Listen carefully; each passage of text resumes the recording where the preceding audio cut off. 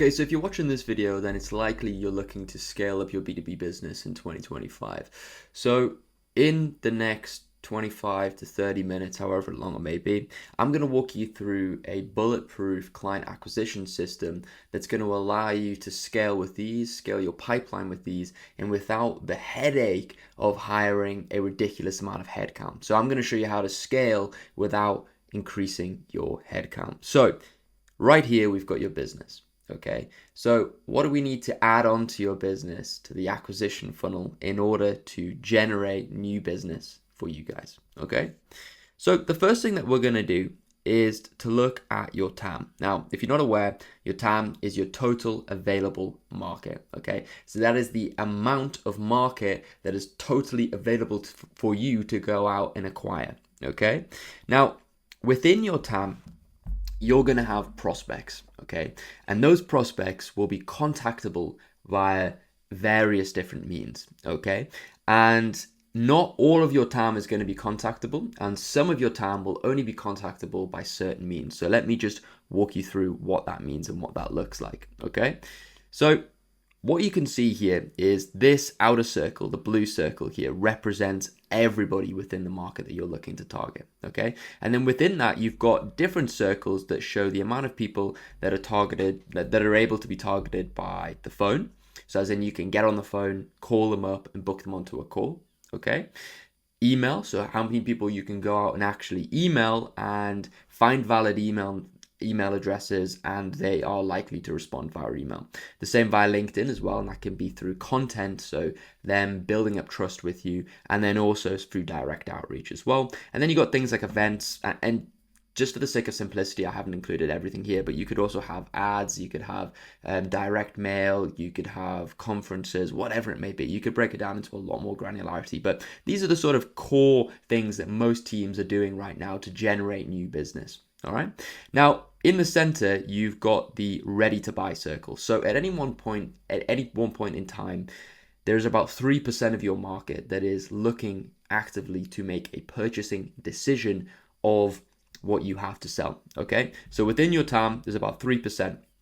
And within that circle, you can see the overlap here on the Venn diagram of within that ready to buy circle, there are people that are contactable by phone, by LinkedIn, by email, and by events, okay? And it's your job as a revenue leader to maximize your distribution so that you can hit every single person who's ready to buy within that time with those different forms of outreach and of client acquisition, okay? Because if you only stick to the phone, you'll miss out on a portion. If you only stick to email, you'll miss out on a portion. If you only stick to LinkedIn, it doesn't show very well on this Venn diagram, but you will miss out on a portion, okay? So I hope that's clear on what that looks like, okay? Now, the reason behind this is twofold. The first reason is that some people only like to be contacted via certain methods, okay? Some people have an aversion to cold calls. Some people have an aversion to cold emails. Some people want to be socially sold. Some people want to talk to you in an event. Some people are quite happy to be sold to on the phone, okay? And alongside that as well, there's also a data aspect of it. So within your TAM, there will only be certain data that's available based upon the data providers that are out there right now. So some prospects you will not be able to get a phone number for. Some prospects you will not be able to get a valid email number for. Some prospects aren't on LinkedIn. Okay. And it's also very dependent on the industry that you're going out to target as well. So if you take, for example, cybersecurity, okay, cybersecurity, the prospects that you're reaching out to, the ICP there, the personas are typically things like chief security officers, CISOs, those sort of things, okay?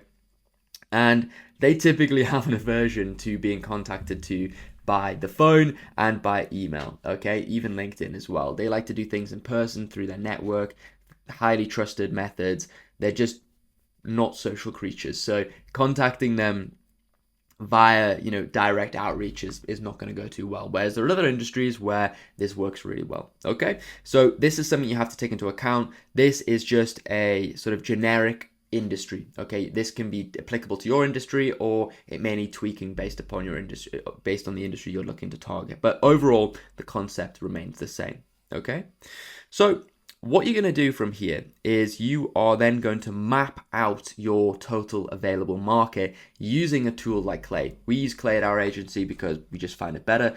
It's a great tool at mapping out TAMs. And basically what you're going to want to do is you're going to find the companies, And you're going to do that via firmographics, so things like headcount, industry, geography, the revenue they're generating. And then you could include signals here as well. So you could look at things like fundraising, news, and hiring rounds. Okay, these are some of the signals that you can target. There are a lot more out there, but I'm not going to dive into it in this video. Okay, so once you've built out a basic company structure, you're then going to need to find the people, okay, within those companies that you can go out and target. Okay, so based upon your ICP.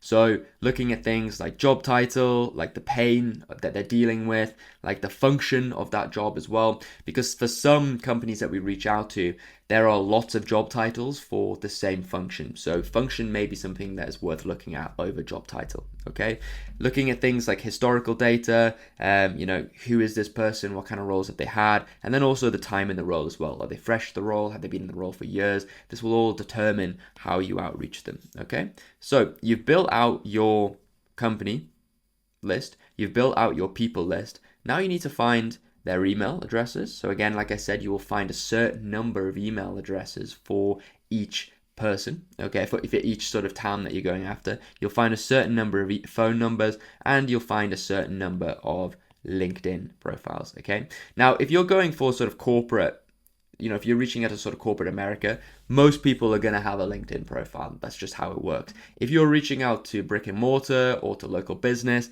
the chance of them having LinkedIn goes down, but the chance of them being contactable by phone and by email goes up. Now, this depends. If you're reaching out to sort of home services, then things like email goes down and phone goes up. Again, it really depends on who you're reaching out to and what the market is you're going after. Okay, so now you're going to need a way of contacting them. Okay, so I've broken this down into those different categories. So events, LinkedIn, email, and phone. I'm going to start down here at the bottom. Okay, so the only advice I have for events is to go to them. I am not an expert on events at all. Okay, this is not my area of expertise. I don't really know how they work. I don't really go to them myself. And there's lots of people who have much more expertise than me on this field. Okay, so that's all I'm going to say on that. Okay.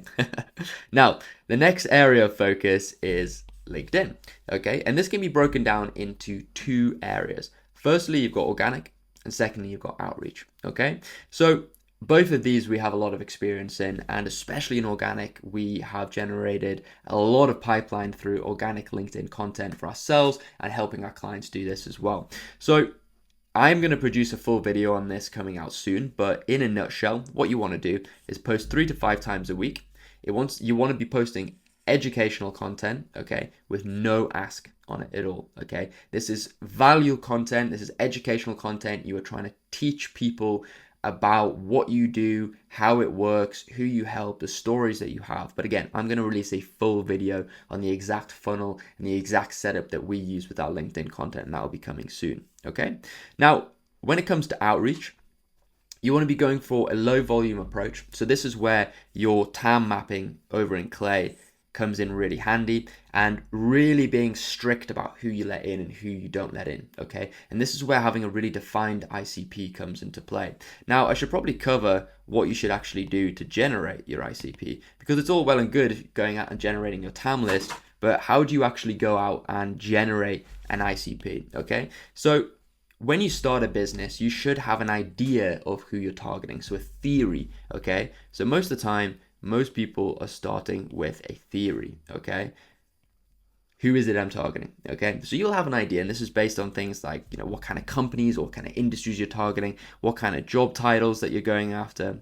And then after time in business, you'll start to notice that this evolves with your actual outreach, okay? So you'll notice that maybe a certain job title is not resonating with what you have to say at all, but another job title is, so then your ICP is developing.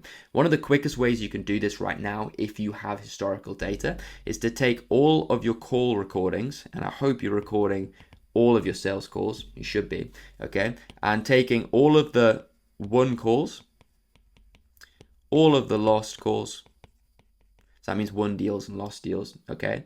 And then running them through AI, and then getting that to give you a really strong ICP based upon all of the transcripts of these calls, okay? We've been doing this. It's really helpful for doing it, and especially for the won deals, because you can see these people have actually converted into revenue for you. Okay, it's no longer based upon theory, it's based upon real results and real data. Okay, so that is one of the quickest ways that you can generate your ICP. Now, going back to outreach, you've got your strict ICP, so that means that you should be sending at a low volume, and you also want to be doing this for the health of your account as well. You don't want to get targeted by LinkedIn and then them shut down your account. Your messages want to be conversational, and this is something that I see people get wrong all the time with LinkedIn outreach. Their outreach absolutely sucks because it sounds like something that a corporate PR firm put together in order to announce the latest partnership between Boring Corp 1 and Boring Corp 2, okay? And this is why your messages get completely ignored. It should be conversational. Remember that LinkedIn is a social media, and you should treat it like that, okay? Now, I'm not saying that you need to go in and be crass and be silly, but be conversational, be light, okay? We're not trying to go for an ask straight away. We're trying to open up a conversation.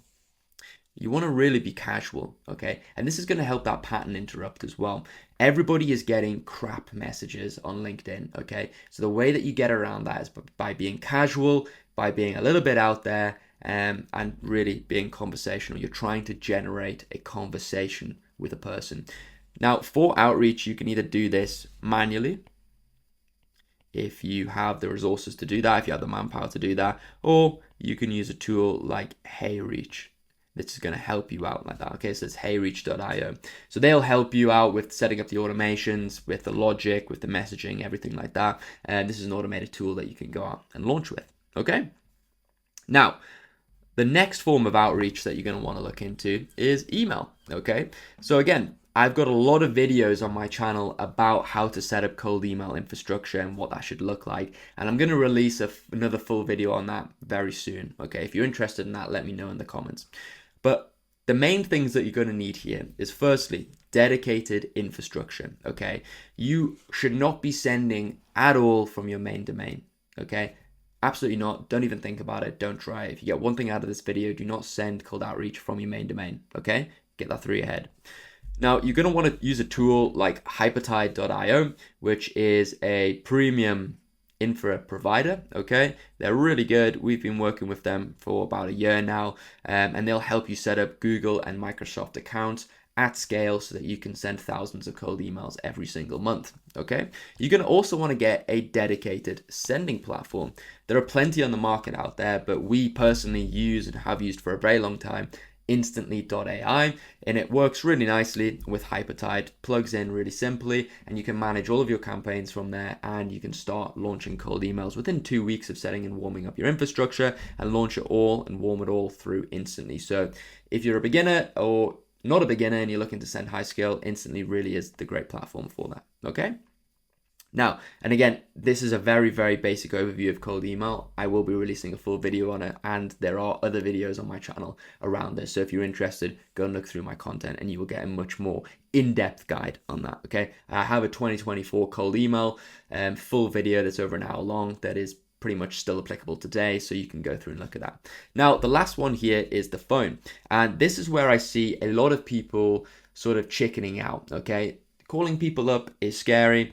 It's not nice to get rejection directly, and that's why people use automated solutions like email and LinkedIn, because you don't have to talk or see the person. And if they tell you something mean, then it's just words on a screen rather than them telling it to you in person. But this is where you're going to really, in my opinion, have the cutting edge over your competitors. Okay, so this is where you can get dedicated dialers. Now, what I would recommend is never hire an SDR on their own, okay? This leads to excuses, this leads to laziness, and them not performing in the way that they should be performing. You should always hire dialers in at least pairs, okay? That way you're gonna set up competition. That way, if one's performing and one isn't performing, there's no excuse for the one that isn't performing, okay? You want them to be making sort of 2,000 to 4,000 calls every single month. You're going to want to get your data from, solutions like TitanX, which is going to get you a really high connect rate, or tools like Full and Rich if you're targeting Europe. Okay, you're going to want to use a tool like Orem, which is going to be the actual dialing tool that you're going to use to go to market and put the dialers on. and you do not want to be using parallel dialing. Okay, so parallel dialing is when you will launch a list and it'll make 6 or 7 calls at once. And then if someone picks up, it'll route the call to that person. Okay, what this leads to is really awkward pauses between someone answering and you being able to respond to them, or the dialers being able to respond to them, which reduces conversation rate, which reduces connect rate, leads you to come spammy, and it's just not a good vibe. Okay, you're not going to get the same efficacy out of calling if you're using parallel dialing, which is funny because it's set up to increase the efficacy of dialing. Okay, you want to be using a sort of power dialer or just going through a list one by one. Okay, that is the best way to do it. And again, having someone on the phone is probably the best way to get go-to-market data straight away, okay? Because the reason for this, okay, is with LinkedIn and with email outreach, when someone responds to you, they're going to say things like not interested, okay, or unsub, or they're just going to ignore you completely, okay? So these are the results that you're going to get back, okay? And the problem with this is not usable data at all. How can you then take this data and then tweak your campaign so it is relevant to somebody, okay? With the phone, this is different. And the reason behind this is because you're speaking to someone directly, okay? So even if someone is not interested, at least we can then do a little bit of discovery and find out why. And we can take those call transcripts, yeah, and we can take them and we can put them directly into AI. And again, we can run analysis of these conversations that we've had, okay? And also with a phone as well, you can get this up and running much faster than email and LinkedIn. Well, LinkedIn's quite quick as well, but email, you're going to be sitting there for a minimum of 2 weeks before you can go out and send cold emails. Whereas the phone, you can get them set up really quickly. Now, if you are interested, we have a done-for-you solution called dialpod.io, okay? We're going to place 2 expert US or UK SDRs. They're going to be deployed within 10 days or less. They're going to make 4,000 targeted dials every single month to your ICP, and this is going to generate 10 to 20 qualified calls every single month for less than the cost of doing it yourself, okay? So if you are interested, the link is in the bio, and we'll show you exactly how we can do this and how we can handle the headache for you. So if you're looking to go to market quickly and with speed and you want direct feedback and you want that within the next month, then the best solution for you is to go to dialpod.io, which is the first link in the bio. Okay, now let's go back to the playbook. So all of these different forms of outreach and pipeline generation is going to generate you new pipeline. Okay, so now you should move through the next stages here. It's all well and good getting pipeline, but how do you then go and convert it and turn it into new deals? Okay, so typically the process breaks down like this.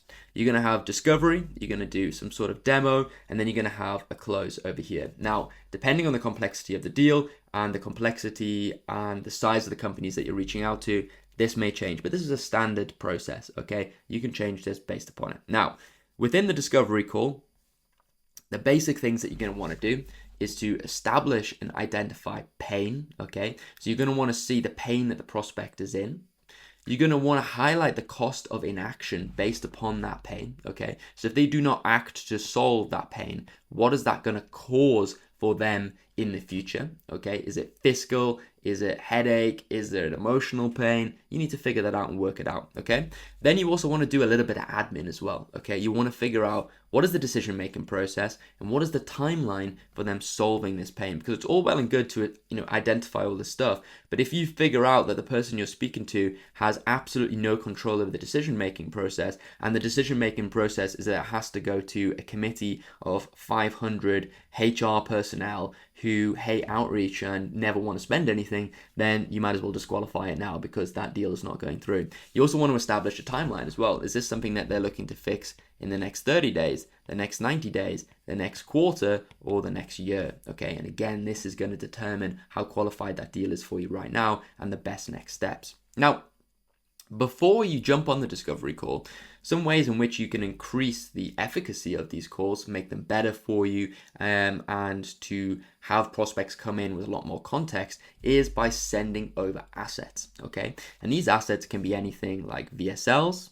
like case studies and educational content. So it can be things like YouTube videos, like docs, like guides, like frameworks, like white papers, whatever it may be. Case studies showing your solution working for people like the prospects that you're going to be selling to. Video sales letters that have you walking through what your solution is, how it works, what it looks like. Okay, and all this is going to do is increase the context that your prospect has going into a call. Okay, so their context is going to increase, their excitement is going to increase, the chance that they actually show up to the discovery call is going to increase, and also your frame on the call as well is going to increase because they will know more about you, and it's less about them going, tell me what you can do for me, and more, how do I help you? Let's figure out how we can help you. Okay, so you're going from someone who's an order taker to someone who's a diagnoser, and that's going to increase your trust and help you along the process. Now, again, as we move from discovery to demo, you're going to again want to increase trust, okay? So the way that we can do this is again by sending over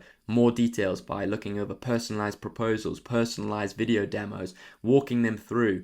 Then you're also going to want to prep the stakeholders. So you should have figured out within the discovery process who are the decision makers that you're looking to target, okay? You should prep these people and prep the stakeholders prior to the demo. And the way that you do this is through multi-threading, okay?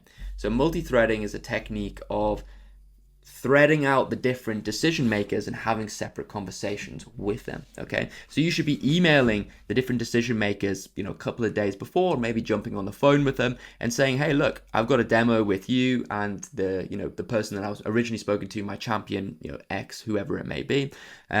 I really want to make this a great experience for you. So what are the things that you're looking to achieve around this, okay? And then you're going to run more discovery on these specific stakeholders, okay? And this is going to allow you to find out more information, to get more buy-in from these people, and overall just have more success, okay? So the more buy-in you get, the more champions you get within a business, the more stakeholders you get on board, the more chance you're going to secure that sale. Now, again, it depends on the complexity of the deal you're going for. If you're trying to sell something that's very simple, you're not going to have to go through all this. But if you're selling an enterprise level deal, it's going to get harder and harder.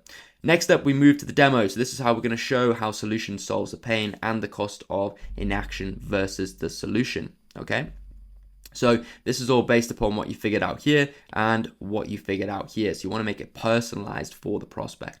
Then finally, you're going to want a case study max completely, testimonial max, and prepare for the close. Okay, so get the paperwork over, start getting that through legal, and then move over to a close stage where you're going to finalize the details, finalize your contract negotiations, and get those signatures. Okay, so this right here in 2025 is a pretty foolproof way of generating new pipeline over here and then turning that pipeline into closed deals, okay? So if you like this video, then hit like. If you've got any questions, give me a comment down below. And if you're curious about getting 2 expert UK or US dialers deployed in 10 days or less to generate 10 to 20 qualified calls per month, then hit the first link in the bio. I'll see you in the next one.